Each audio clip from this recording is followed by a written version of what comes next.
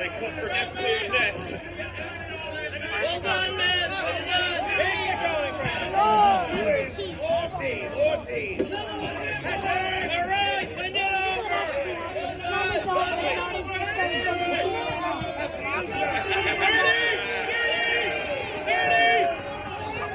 Thirty crates, man.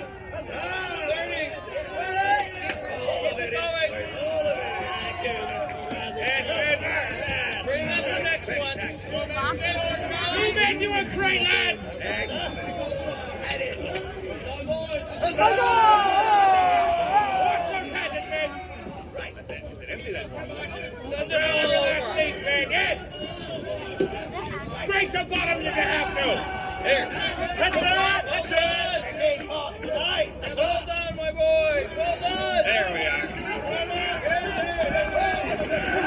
All of that!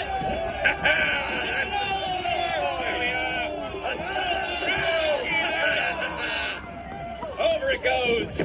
Huzzah!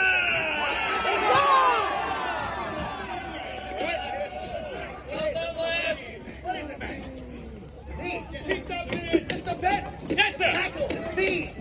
Thank you, Mr. Melville. Mr. Crane, you and Mr. Stevens head down below and take that tea.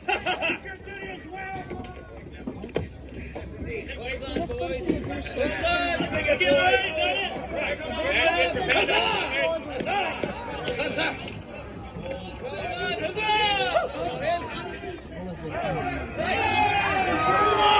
Get that tea from the hole, man. Hold up! They're coming! Keep them coming! That's it, man. Round the sun, man. Round it, yes.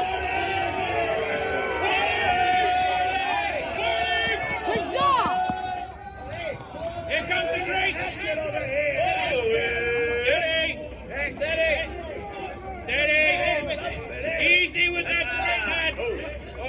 Easy, boy. Careful. Oh, that's too much. Ladies and gentlemen, what? Mr. Betts! Mr. Crane's been injured. How badly? I cannot tell, sir. Out of my way, men. Let me through. Is he alive? It appears he's been struck on the head, sir. Damn it all! Grab him from out of the hold, men. Go get him.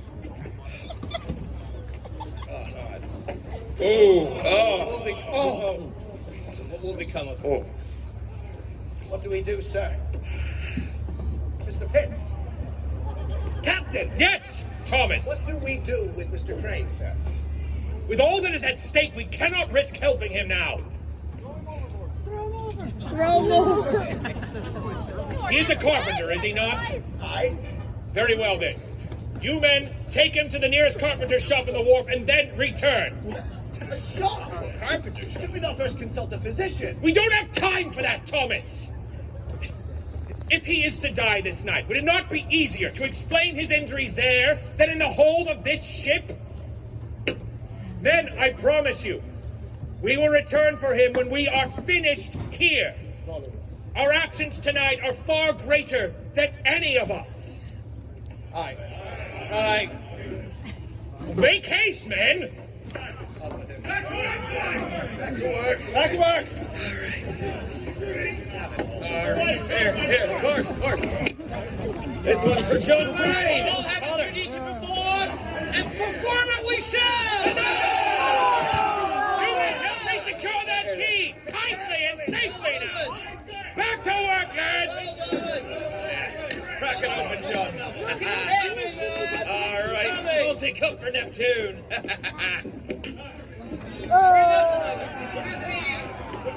Listen, I think.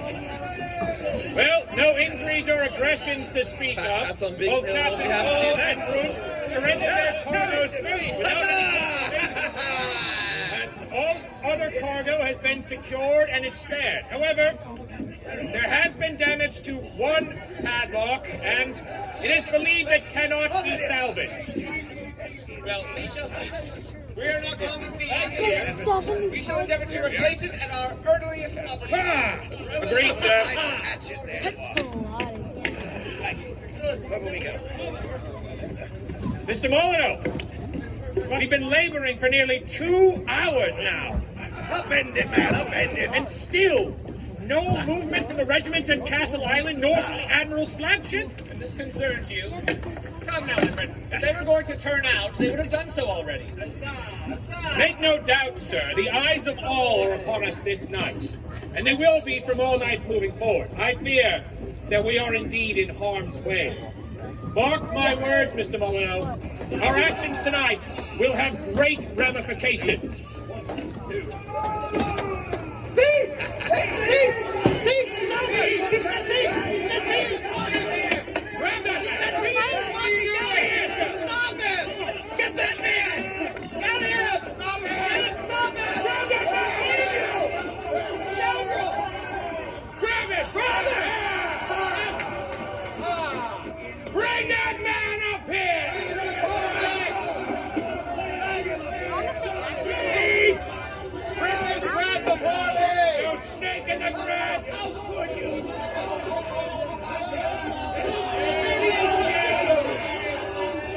Rascal!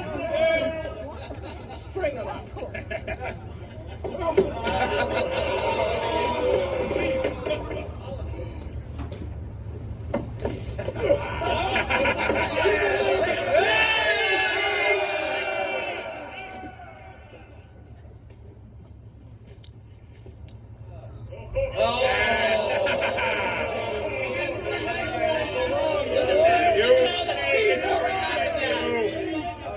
Shame on you, Sam!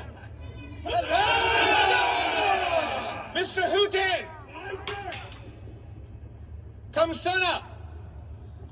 Take these coattails across the water to Charlestown and nail them to the whipping post in the town square for all to see! And as for you, best you run home before we make you run the gauntlet!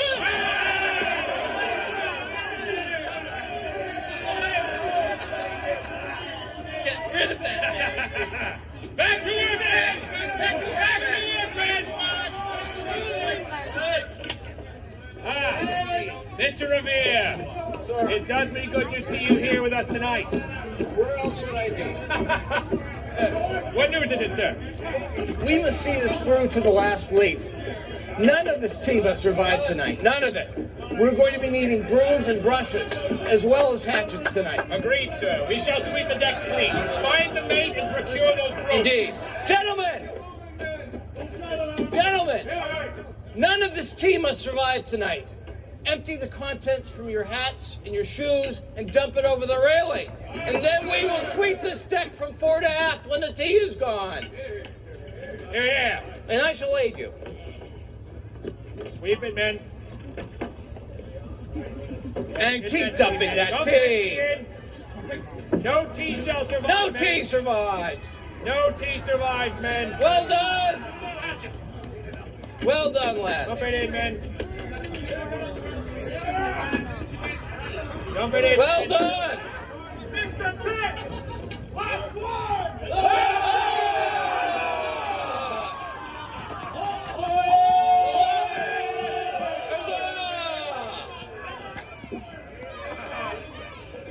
Easy. Easy. I have to see this. Here we are. Bring her up. Here we are. Well done, lads. Ah, indeed. Mr. Revere, Sir, you do the honors, sir. it would be my pleasure. Let us be done with this tea right now. Yeah. Last one, gentlemen.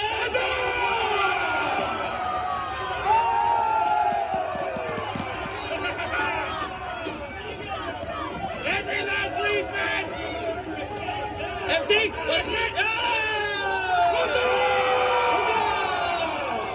Excellent work. Well done.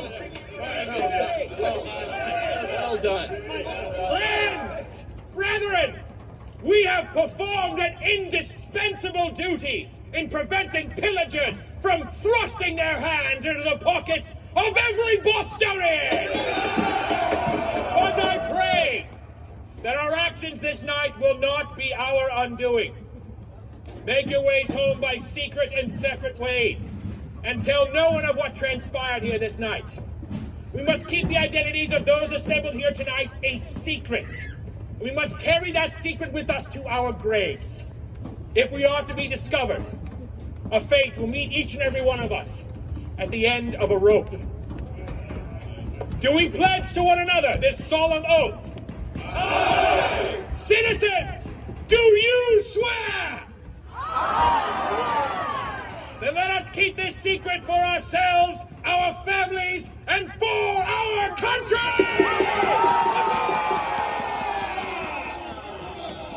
Good work, men. Good work, men.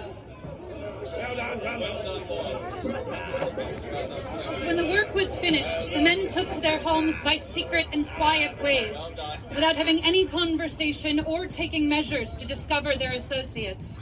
I anxiously awaited the return of my husband, John Fulton, and my brothers, Nathaniel, Josiah, Thomas, and David. They met me with their disguise of lamp-black soot and cloaks that I and my sister-in-law had helped them to apply only a few hours before. There was a feeling among us all that we had crossed a threshold. As Sarah and I removed the veil of their actions, there was an understanding among us all that we would keep this night a secret and risk the consequences of our actions. December 16th, 1773 was one of the quietest nights in Boston that I can remember, but that quiet would soon be disrupted.